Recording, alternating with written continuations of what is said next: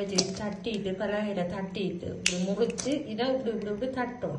தட்டினாத்தான் அந்த உப்பு புளிஞ்சலாம் சேரும். இந்த நண்டு இந்த இது உள்ள இருக்குல்ல. மற்றது இந்த இப்படியும் போடலாம். ஆனா இப்படி போட்டாத்தான் இப்படி முறிச்சாத்தான் அந்த உப்பு புளி சேரும். ஆக இதென்ன ரெண்டாவது இப்படி போடுறது நல்ல சதை நண்டு. நண்டா அப்படிதான் இருக்கும். நல்ல சதையா நல்ல சினி எல்லாம் இருக்கு. இந்த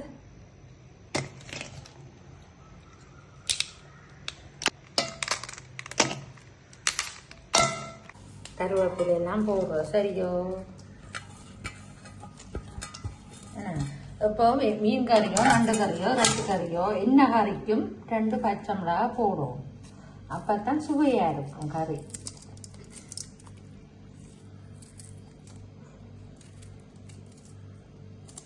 தேவையான நண்டுக்கேற்ற தேவையான உப்பு.